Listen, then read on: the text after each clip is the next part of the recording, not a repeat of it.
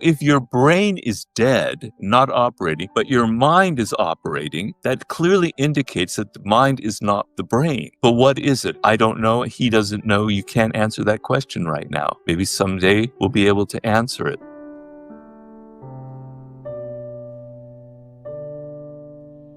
What the mind actually is, if it's not just being like produced by the brain, if the brain is a sort of controlling factor on the mind, what is the mind? Like, what do you think is going on there? Well, it's a question that nobody has solved, and I doubt anybody can ever solve because it's our consciousness. We have no distance from it. And even in physics, they've understood that when you look at something, study something, your mind is actually altering what you study, right? You're aware of that, right? Yeah, So yeah. how In can some you study your interpretations. own mind? Because as you study your own mind and consciousness, you're altering it, right? So you can never Yeah. see it for exactly what it is. But the thing is, when I'm reading right now a very interesting book on near-death experiences, it's like the fifth book I've read called After. It's by a psychiatrist, psychologist, a doctor, psychologist. Anyway, it's a fascinating book, and he's going into exactly what you're talking about. And so in these near-death experiences, people are literally brain dead. They're literally declared dead, and yet their mind is still going, okay? And they come back from it, and they describe these experiences. Now, you might poo-poo that and say, "Oh, that's just irrationality." But no, science have demonstrated that they were literally declared dead. Their breathing had stopped, their heart had stopped, and he's collected thousands of these stories, so it's not like just one person hallucinating it, and they have common themes. So if your brain is dead, not operating, but your mind is operating, that clearly indicates that the mind is not the brain, right? But what is it? I don't know. He doesn't know. You can't answer that question right now. Maybe someday we'll be able to answer it. But your mind is not your brain. And one thing, about this kind of filtering mechanism that fascinated me, a lot of my book has to do with early humans because I believe they were much closer to a lot of these experiences, right? And I have a chapter on paganism and particularly ancient Greek religion because it's something that I've studied very deeply, but also other religions.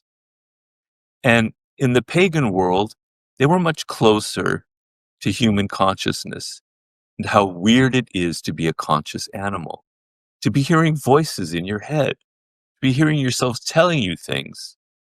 We take that for granted, but for them, I don't know if you've ever read Julian Jaynes' book about the bicameral mind. No. He thought that people thought those were hallucinations, hearing their own thoughts, right? And then when they finally made the connection that those weren't hallucinations, then Western civilization occurred for the good and for the bad. But so they understood that something weird is going on with consciousness, and they were very aware of that filtering mechanism going on. And so a lot of ancient religion involved creating rituals that completely messed you up, right? That were like a psychedelic experience. They would, in initiation rituals, they would literally torture a young man, usually it was men, boys, and put them close to death, right? In very, very harsh circumstances, and then pull them out. And they were like reborn, and they had that utterly sublime experience. They completely opened up, and all those filtering mechanisms dropped out. And so, and of course, the use of drugs in the ancient world has now been demonstrated to be extremely widespread. They were using opium, they were using the version of LSD from brae seeds. They had hashish, they had all sorts of drugs they were using. Anyway, so that filtering mechanism, you walk around, you're not aware of it. You're not aware of it at all. And this one in the book Alive, there was this one woman who had a near-death experience. She had the most fascinating metaphor. She said, in your daily life, it's like you're inside of a giant warehouse, but all you have is a flashlight, or you call it a torch. Um, and able to look at one thing at a time, right? And what you see, oh, that's a box there, that's something there, and you're only able to see what your torch will illuminate. Well, when she had her near-death experience, it was that the whole warehouse was lit up, and she was seeing colors that people don't normally see. She was feeling emotions that you normally don't feel. The whole warehouse, everything inside of it was suddenly illuminated, and she could see reality for what it is, which we don't observe. I'm sorry, I could go on and on about this, Alex. I've collected so much material. Uh, you have to shut me up at some point.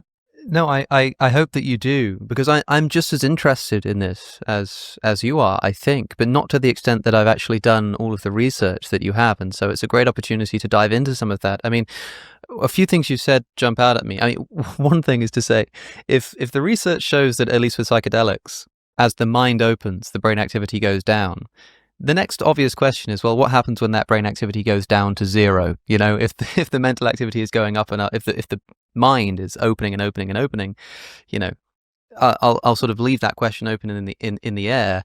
And I think it's right to remain agnostic, but to say the mind is not the brain is quite a it's quite a radical position to take in what is otherwise quite a materialistic culture. I mean, the scientific age that we live in has this optimism about the ability to explain everything in terms of atoms that bump into each other.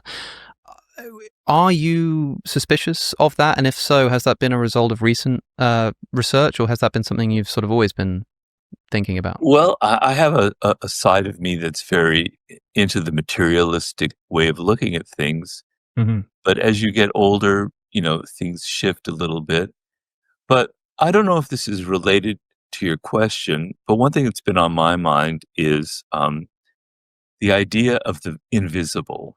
So as an animal, we're so caught up in what we can see, right? And that's our whole world, Hmm. that's our whole reality. But actually, the human experience involves a lot of what is completely invisible. Okay. Are you familiar with the French writer Paul Valéry? Paul Valéry I don't think so. Maybe. is What a did he write? fantastic writer. He wrote poetry, but he also wrote these incredible essays. He wrote one novel that's really good, but his essays are what excite me. His poetry is really good as well. He lived in like the 20s and 30s. Hmm. Um, anyway, he had a concept called the French word esprit, which, we would just translate as spirit, but he takes it to something much bigger.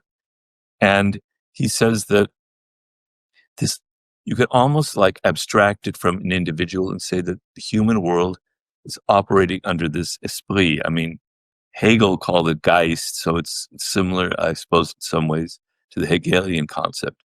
But, and so it's like all of the, if you took all of the human experience of like symbols. So much of our experience involves symbols and analogies. Words are symbolic. Okay. None of that is actually real or physical. It's simply abstract concepts in our mind we've invented. So you look at a flag and it has all of these emotions and things attached to it. It's just a stupid piece of fabric, right? There's nothing to it. We Right. add all of these elements to our world, this invisible thing. Ideas, can you reduce an idea to something material? Can you like try and go into the brain and see the actual neurons that are being connected that come up with an idea? No, you never will be able to do that. It's an invisible process, right? Hmm. And so we're surrounded by things that we can't see. And I have the analogy in my book of you look at the city around you and you just see the buildings, the cars, the people, the technology.